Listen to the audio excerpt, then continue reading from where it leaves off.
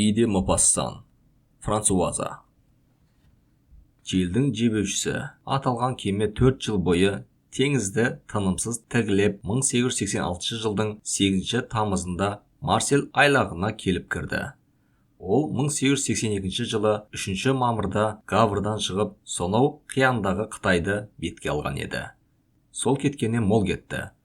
Қытайдан Буэнос-Айреске, одан Бразилияға сапар шекті. Қайтадан кері Буэнос-Айреске айтып-айтпай не керек.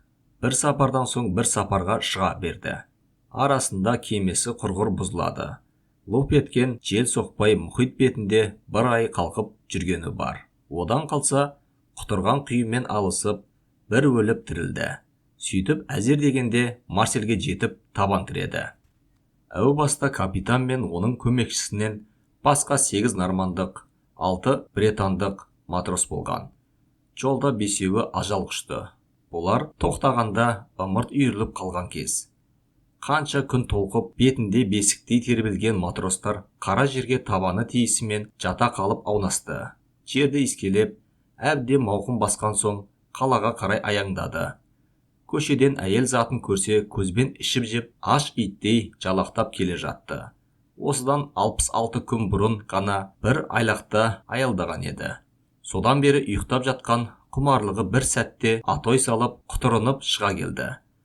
Қан тамырлары бүлкілдеп, жүректері дүрсілдеп, тілден ерік кетіп, ысқырып-қышқырып, тілмен ерін жалап келе жатты. Әні-міне дегенде, сұлу қыздың құшағына құлайтынын ойлағанда, матростардың кейбірі ыржалақтап, еріксіз әндете жөнелді. Топты нормандық Селестен Дюкло бастап жүрді. Ол серуенге шыққанда ылғи жолбасшы болып жүретін. Өзі бойлы да сойлы, қайратты да алымды жігіт. Қайдағы бір құдай атқан жерлерді табуға келгенде алдына жан салмайды. Матростарды төбелеске ұрындырмай, шашау шығармай алып жүруде одан өткен епті жоқ. Ерегіссе жұдырықтасудан да тайынбайды. Әрі ешкімнен қорықпайды. Селестен ирелеңдеген ұзын дәліз көшенің біріне түсті.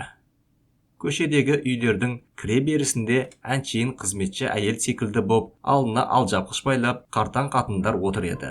Олар матростарды көрген бетте орнынан ұшып тұрып, бәйек бола қалды. Біздің үйге кір. Жоқ, біздің қыздарды қара, деп құрдай жорғалады. Кенет бір әйел бұлардың алдынан кесе көлденең тұра қалды. Жігіттер сасып қалды. Не істерін білмей аңтарылды. Бір кезде қақпаның есігі ашылып, ар жағынан жартылай жалаңаш бір келіншек, сұлу жігіттер, келіңдер, төлетіңдер деп қол бұлғап шақырды. Көптен жалаңаш дене көрмеген еркектердің есі шықты. Бір орында тұра алмай, көздері жайнап, алақандарын ысқылай берді. Қыз аяқтарын айқастыра басып, бір матростың жанына келді де қолынан шап берді. Сайқалдана жымиып, үйге сүйрей жөнелді. Қыздың қолы тигенде буын-буыны босап кеткен әлгі матрос ақылдан айрылғандай еріксіз ізіне ере берді. Оның соңынан өзге серіктері де үйге лап бермекші болған. Кенет, қайт Маршан, бұдан басқа қыз құрып қалды ма, деп Селестен саңқ етті. Өктемінге еріксіз мойынсұнған матрос тез есін жиып қатарға қосылды. Қыз ызадан жарылардай болып, бұлардың дымын қоймай сықпыртып жатты. Осылайша қадам басқан сайын салдақы әйелдер мойынға асылып, арбай сөйлеп, қылымси берді. Олар қайрылмай кетсе, өздерін менсінбегендей көріп, былапыт сөзді қардай боратумен болды. Көше бойы сықсиған күңгірт шамдар. Матростар иір-иір шым-шытырық төкпірлерді талмай шарлай берді. Ақыры айналасы тазалау, сырт көзге сүйкімді бір ауланың алдына келіп тоқтады. Селестен осы үйді ұнатты да, серіктерін бастап үйге кірді. Теңізшілер армансыз сайран құрды. 4 сағат бойы төсектің ойпан-тойпаны шығарды. Шарапқа да әбден белдектеді. 6 ай жиған айлығын бірақ түнде жоқ қылды. Құдды бір бардельдердің егесі сияқты тайраңдап, бір-біріне қабақ қағып жайраңдап жүрді. Келген бетте-ақ бір-бір қызды икемдеп бөліп алған. Сонан соң 3 үстелді біріктіріп шарапқа толтырды. Тамаққа да, араққа да сылқия тойды. Бойларын мастық биледі. Қыздарды қолтықтаған күйі екінші қабатқа шұбырды. Шап-шағын бөлмелердің тоқтай тар есігінен әрең еніп төсекке асықты. Кейінірек қайта залға оралып, тағы біраз ішіп жеді. Сосын қайтадан бөлмеге кетті. Осылайша армансыз сауық құрды. Кейбірі өңеші жыртылғанша ән айтты. Енді бірі күрзідей жұдырығымен үстелді тоқпақтады. Үшінші бірі шишаны басына төңкеріп, шарапқа шомылып жатты. Қысқасы, бойында бағып жатқан айуандық арманның тығынын ашып, еркіндікке қоя берді. Бұл кезде Селестен Дюкло да тізесіне атша мініп алған алма бетті бойшаң қызды аймалай құшақтап, жүзіне емірене қарап отырған. Шарапты қанша ішсе де қатты мас бола қоймайтын еді. Есі кіресілі шығасылы. Ол қызбен әңгімелескісі келіп, сөзге тартты. Бірақ ойы тұманытып, не айтқалы отырғанын біресе ұмытып, сосын қайта есіне түсіріп, әбден берекесі кетті. Содан болар, құр ыржалақтап, солай де, демек мұнда көптен бері істейсің ғой деп, бір сөзін қайталай берді. Жарты жылдан бері, деді қыз байы үнмен. Қыздың мінезі ұяң, әрі тәрбиелі көрінді. Селестен басын изеп қойып, қалай, осындай өмір өзіңе ұнай ма, деді тағы. Не дерін білмей қыз кібіртік теңкіреп қалды. Бірте-бірте үйренісіп кетеді екенсің. Әрі өзге жұмыстан да еш кемдігі жоқ. Үй қызметшісі боп, біреудің кір қоңын жудың не, салдақы боп сандалып жүрдің не, бәрібір лас жұмыс, деді көнбіс үнмен. Матрос онымен келіскендей басын изей берді. Сосын бейжай ғана, өзің бұл жерден емес сияқтысың ғой, деді. Қыз үнсіз басын шайқады. Бір жақтан келдің бе? Бұл жолы да тіл қатқан жоқ, тек басын изеді. Қайдансың? Қыз әлденені есіне түсіргісі келгендей сәл ойланып қалды да, Перпияннанмын, деді көмескөнмен. Я, солай ма, деді матрос даусын соза сөйлеп. Сіз шамасы теңшісіз бе, деді қыз аңтарыла сұрап. Я, сұлуым. Қияндарға сапар шектіңіз бе? Шеккенде қандай? Талай елді, талай жерді көрдік. Жекен су астық. Бәлкім жер шарын түгел айналып шыққан шығарсыз. Енді қалай деп едің? Бір емес бірнеше рет шыр айналғанмын. Әлде бір ұмытқан нәрсесін есіне түсіргісі келгенде қыз тағы да біраз ойланып барып, мүлде өзгеше дауыспен. Жолшыбай, талай кемені көрген боларсыз, деді. Көргенде қандай, сұлу қыз? Ендеше желдің жебеушісі дейтін кеме кезікпеді ме? Матрос мырс етті. Қызбен қалжыңдасқысы келіп, өткен аптада ғана көргемін, деді. Қыздың албыраған бетінің қаны қашып, боп-боз болып кетті де, рас па, шын айтамысыз, деп сұрады үрейлене. Бір ауыз қоспасы жоқ, алдап тұрған жоқсыз ба? Жігіт Құдайға жалбарынғанда екі қолын көкке көтерді де, Аллахи-бұллахи, деді. Селестен Дюкло деген матрос сол кемеде жұмыс істейтін. Ондайды кезіктірмедіңіз бе? Матрос аң-таң боп абдырап қалды. Қыздың бұны неге сұраған білмек болып, сен оны танитын ба едің, деді. Енді қыз абайлап сөйледі. Жоға, осында бір әйел онымен таныс екен. Ол әйел осында ма? Жоқ, көршілес бір жерде. Осы көшеде тұра ма? Жоқ, басқа көшеде. Ол не қылған әйел? Кәдімгі әйел дағы. Мына мен сияқты. Нендей шаруасы бар екен ол жігітте? Мен қайдан білейін, жерлесі шығар. Екеуі бір-біріне тесіле қарап қалды. Араларында әзіл қалжыңсыз, әлде бір қатерлі кедергі тұрғандай көрінді. Матрос қызға сынай қарап, екеуміз бірге барып, сол әйелмен жолықсақ қайтеді, деді. Оған не айтпақшы едіңіз? Айтайын дегенім, Селестен Дюклоны көрдім дейін деп едім. Әйтеуір аман жүрмекен. Әрине, мен секілді сапсау, қайратты жігіт қой. Ой, жетегіне берілген қыз тағы да біраз үнсіз қалды да, ақырын ғана, әлгі кеме, желдің жебеушісі, қайда бара жатыр екен, деді. Осында Марсельге келе жатыр, деді. Қыз еріксіз селк ете түсті. Шын ба? Шын. Сен Дюклоны анық танисың ғой. Әрине білем. Қыз тағы ойланып қалды да, солай деді, өз-өзінен күбірлеп. Сенің онда не шаруаң бар еді? Оған айтып баршы.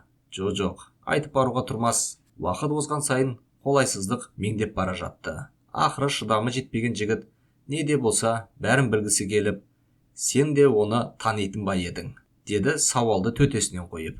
Жоқ, деді қыз. Ендеше неге оны сұрадың? Кенет бір шешімге мықтап бекініп алған қыз орнынан ұшып тұрды. Кафенің сөресінен бір лимон әкелді де төбесін тесті. Сөлін сығып, Тостағанға ағызды да үстіне су қосып матросқа берді. Мә, іш. Бұл не тағы? Мастығың тарқасын, сосын сөйлесеміз. Қыздың сөзін екетпей, жігіт сусынды сіміріп салды да, аузын алақанымен сүртіп, құп болады, тыңдауға әзірмін деп мәлімдеді. Мені көргеніңді, қазір айтқалы тұрған әңгімемді және кімнен естігеніңді оған айтпауға уәде бер. Ант ет. Жігіт мырс етіп тағы да екі қолын жоғары көтерді. Мархабат етіңіз. Осы айтылғандарға ант етем. Құдай алдындағыдай ма? Құдай алдында тұрғандай. Ендеше айтып бар. Оның әкесі, шешесі және інісі 83 жылдың қаңтар айында осыдан 3,5 жыл бұрын сүзектен өлді. Бір айда опат болды, бәрі. Матростың іші бауыры мұздап қоя берді. Не айтарын білмей абдырап қалды. Сәлен соң тілге келіп, сен мұны анық білесің бе деді. Айдан анық білем. Кімнен естіп білдің? Қыз екі қолын матростың иығына салып тұрып, көзіне қадала қарады. Мен оның туған қарындасымын, Франсуаза. Қыздың аты жігіттің аузынан еріксіз жалын боп шықты. Қыз оған қадала қарады. Төбесінен жай түскендей тантырап, есі кіресілі шығасылы бір күйде. Сен лестенсің бе? Деген сөзді күбірлеп әрең айтты. Сөйтті де екеуі бір-біріне қарап үн-түнсіз тұрып қалды. Жігіттің аузына сөз түспей, аузы ашылған күйі қалды. Қыздың беті нарттай қызарып кетті. Жалма-жан жалаңаш иығын жауып, етегін қымтай берді. Жігіт те белбеуін буып, басын төмен салды. Қолдары қалтырап, дем жетпей жатқандай тереңдей тыныстана берді. Мастығы тез тарқап, ойын тұман билей жөнелді. Бұл кезде Селестеннің жан жағында отырған жолдастары әл дәрмені құрғанша шарапты әлі сілтеп жатқан. Айғай-ұйғай өгеш жыртылғанша өзерлесу, стақандар сыңғыры, күрзідей жұдырықпен қайта-қайта үстелді топқақтау, әлде бір әуеннің ырғағына қосылып билеген аяқ топылы секілді ию-қию ушу, ара-тұра әйелдердің шыңғырғаны қосылып, мына залды базардай қайнатып жатты. Күнәмді біреу біліп қойған жоқ па дегендей жігіт жан-жағына үрейлене қарады. Қарындасы әрең еститіндей үнмен, масқара-ай, масқара болдым-ау, не істеп қойдым мен, не істедім, деп күбірледі. Қыздың көзі киіктің лағындай жәудіреп, лезде жасқа толып кетті. Қайтейін енді, амалым болмады. Өзім таңдаған жоқпын. Қорғансыз қалдым ғой мен, аға, деді өксіп. Демек әке-шешеміз бәрі опат болды ғой, иә, деді матрос асығыс аузына шылымын тығып жатып. Иә, бәрі опат болды. Әкей де, анамыз да, інім де. Айттым ғой, бас аяғы бір айда бәрі жоқ болды. Соқа басым сопиып, жалғыз қалдым. Қалтамда көк тиын ақша жоқ. Үй іші жаппай ауырған соң, дәрігерге де, дәріханаға да қарыз болдым. 3 мәйітті жерлеу үшін тағы қарыздандым. Одан құтылу үшін үйдегі дүние-мүліктің бәрін сатуға тура келді. Ақыры амалым таусылған соң, Каше мырзаның дүкеніне жұмысқа жалдандым. Есіңде ме? Сондай бір ақсақ шал бар еді ғой. Сен кеткенде әлі 14-ке де толмап едім ғой. Қорғансыз жас қызды көрген ересек кісі де желікбас болады екен. Қырындап, алдап, сулап, әбден мезі етті. Бір күні ұйықтап жатқанда баса көктеп кіріп, төсегімді былғады. Ертесіне қашып шықтым. Ешкімім жоқ, кімге барам, мұңымды кімге айтам. Сосын өзіміздің нотариустың қожайынына бардым. Ол да мені қорғансыз жемтік көріп, әбден былғады. Гаврден бір бөлмелі пәтерді жалға әперіп, көңілдес етті. Ақыры жалығып, табанын жалтыратты. Нәр татпастан аштан аш үйде отырдым. Болмаған соң жұмыс іздеп едім, таппадым. Өлер болған соң, осы үй секілді бір жерге жұмысқа кірдім. Қайтейін енді, бетім ашылмаған қыз емеспін ғой. Содан қаңғалақтап, қақпақылға айналып кеттім. Бармаған жерім, баспаған тауым қалмаған шығар. Не пәлеге жолықпады дейсің? Руанда, Эвреде, Лилде, Бордода, Перпиянда, Ниццада болдым. Енді міне Марсельден бірақ шықтым. Қыздың тоқтаусыз сорғалаған көз жасы бетін жуып кетті. Ірі-ірі моншақтар мұрының ұшынан сорғалап, жерге тамшылады. Кейбірі ақырын жылжып барып, езуінен аузына құйылып жатты. Байғұс ағам-ау, қайдан білейін, сені де өлген шығар деп ойладым ғой. Осы уақытқа дейін қайда жүрдің деді. Жігіт не деп ақталарын білмеді. аузына сөз түспей, сені танымай қалғаныма таңдануға болмас. Ол кезде тұлымың желкілдеген кішкентай ғана бала едің. Қазір зіңгіттей қыз болыпсың. Өзің неғып мені танымай қалдың, деді. Өмірге әбден ашынған қыз қолын бірақ сілтеді. Күніге пәленбайын көріп жүрген соң, маған еркек атаулының бәрі бір төбет секілді боп кеткен, деді. Мына сөзден жаны ышқынып кеткен жігіт қарындасының қасіретті жүзіне қарады. Кенет біреуден қатты таяқ жеп жатқан балаша бақырып жылағысы келді. Содан бай екен, қарындасын иығынан қусыра құшақтап алды да бауырына басты. Езіле елжіреп, кеудесіне қайта-қайта қыса түсті. Қайтесін енді, өзінің бала күнінде арқалап өсірген, әбден еркелетіп ойнатқан қарындас емес пе? Оның жұдырықтай қорғансыз жүрегінің дүрсілін естіді. Қарындасы қоянның көжегіндей әлсіз ғана дірілдеп, ағасының жылы құшағында соқылдап жылай берді. Ағасын сағынып жеткенде дәл бұлай табысармыз деп кім ойлаған? Ағасы күректей алақанмен қарындасының титімдей басын құшақтай алып, екі бетінен шөпілдетіп сүйе бастады. Көкірегін қарс айырардай бір өксік тоқтаусыз құйылып жатты. Бұл нағыз еркектерде ғана болатын өзек өртерліктей ащы өксік еді. Жүрегін солқылдатып, бауырын өртеп, кеудесін қанжармен тілгілеп жатты. Франсуаза, күнім, сенбісің, расымен сенсің бе, менің кішкентай қошақаным, деп ұзақ солқылдады. Кенет орнынан ұшып түрегелді. Мына сұм өмірді айғалап тұрып, бар даусымен бір бұқтады. Күрзедей жұдырықпен үстелді күрс еткізіп бір ұрды. Үстел ортасынан қақ айырылды. Стакандар еденге құлап, быт-жыты шығып жатты. Әлгі айқай-шу ду-думан жым болды. Бәрі антарылып, Селестенге қарап қалды. Ешкім оның әрекетін түсіне алмады. Біз не істедік? Білесіңдер ме? Күнәға баттық қой, деп айғайлады. Бір қызды құшақтап отырған нормандық матросты жұдырықпен бір қойды да, кет жоғал. Бұл сенің қарындасың емес пе? Сенікі болмаса да, өзің сияқты біреудің әлпештеген қарындасы, деді еңіреп.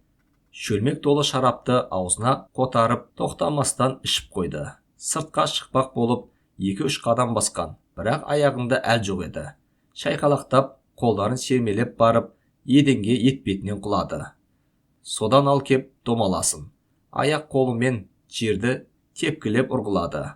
Арыстандай ақырды. Біресе жолбарыстай ыңыранды. Енді бірде жан тәсілім етердей қырқыр етіп қырылдады. Сөйтті де бүк түсіп, үнсіз жатып алды. Достары Селестенге тесірие қарап тұрды. Ішінен біреуі қарқылдап күліп, біздің батыр шарапқа сылқия тойып алған ғой, деді. Қалғандары да қостағандай күле берді.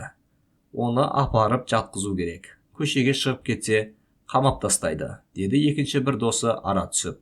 Оны тар баспалдақпен көтеріп апарып, жаңа ғана өзі қойыннан шыққан қарындасының бөлмесіне жатқызды.